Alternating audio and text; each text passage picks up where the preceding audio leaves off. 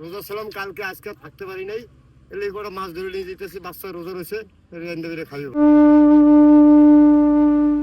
একটি পা নেই, তবু জীবনের কাছে হার না মেনে পরিশ্রম করে উপার্জন করেন তিনি।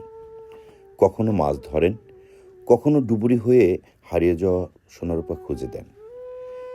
পা নেই বলে আক্ষেপ নেই তার, অথচ হাত পা থাকলেও কতজন ভিক্ষাকে তার পেশা হিসেবে বেছে নিয়েছে।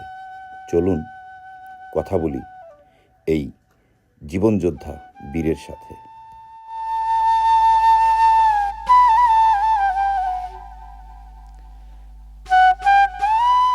আহমদ আলী খান ভাইয়ে ছিল ভাই, বিল্ডিং এ দিন ফিরে গেছিলাম, ঢালাই কাম করতাম ছাদে। তো দাম করে দিয়ে পাড়া ভাইয়া যেন জাপ দিছিল, জোড়া লাগে নাই, পয়সা গেছিল, পরে কাটি ফেলাইছে। রোজা ছিলাম কালকে, আজকে থাকতে পারি নাই। এলে করে মাছ ধরে নিয়ে যেতেছি, বাচ্চা রোজা রয়েছে, রেন্দে বেড়ে খাইও। কাম করতাম ভাই, স্বর্ণরূপা উঠে দিই পানির থেকে। না ভাই, উদ্দেশ্য না, যে পরিশ্রম করে খাওয়ার উদ্দেশ্য। হ্যাঁ ভাই। আচ্ছা আচ্ছা, যে আসলে উনি গুছিয়ে বলতে পারতেছেন না, তবে কি উনি ভিক্ষা বিষয়টাকে পছন্দ করেন না, তাই তো? হ্যাঁ। উনি আমাকে যে কথাটা বলে যাবে, আমি কথাটা গুছিয়ে বলতে পারতেছি না, কিন্তু আমি পরিশ্রম করে খেতে চাই। আমি ভিক্ষা নয়, আমি পরিশ্রম করে খেতে চাই।